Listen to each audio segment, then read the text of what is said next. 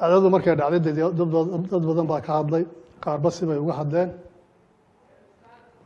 waxaan rabaa inaan tixraac ku sameeyo boqor Cismaan Buurmadow oo ku tiraabay dhacdadani inay haraba u dhici jirtay.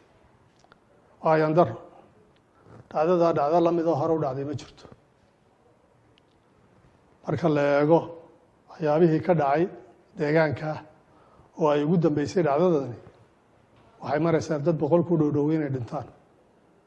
meel ay ka dhacday oo loo nisbayn karo oo la odhan karo way dhici jirtay ma jirto. hadalkaasu dadkii ay dhibaatadu gaadhayna tacari iyo naxli buu ku abuuray. dadkii geystayna dad aan kala garanaynin dhibaatada iyo waxyeelada iyo khaladkii saxa ayuu ku tilmaamay. waxaan leeyahay waa dhacdo xun oo fool xun aan hore u dhicin oo aan qaban qaranka qaban. aad iyo aad baan uga tacsideynaya dadkii dhibaatadaas gaadhay. waxaan leeyahay waa ma xisaabtamin, boqorku ma xisaabtamin markuu hadalkaa lahaa. xisaabtaas waa ka maqnayd, waxayd inuu ka soo shaqeeyo hoom weeragiisa soo qaato. dhacdadani markay dhacday, siyaasiyiin waaweyn oo han weyn qaba ayaa ka hadlay. siyaasiyiintaas ka wax dhibaatadu ku dhacdayna waa dadkiisii iyo shacabkiisii, ka geystayna waa dadkiisii iyo shacabkiisii. markay dhibaatada caynkaasi dhacdo, waxaa muhiima in si qaran loo eego oo si qaran loo waajaho oo si qaran looga hadlo.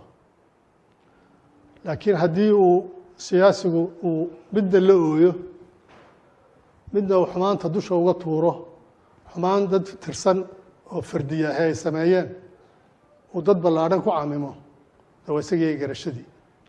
waxaa kale oo jira siyaasiyiin kale oo waaweyn oo heer qaran isku tilmaama, markay doonaanna heer caalamiba sheegta oo si reer ahaana arrinkan uga hadlay.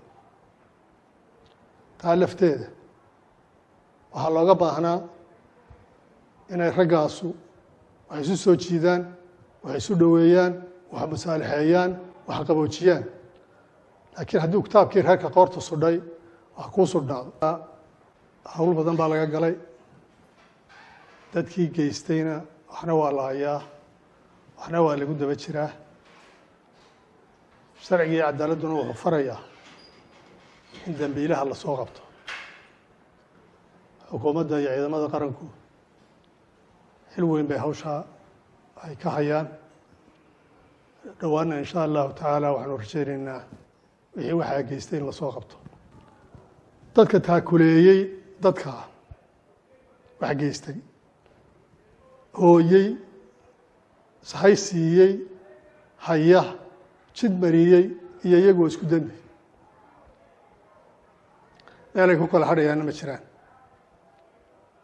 waxaanu leenahay ciddii ay dembigaa ula galeen dadkaa waa inay soo dhiibaan.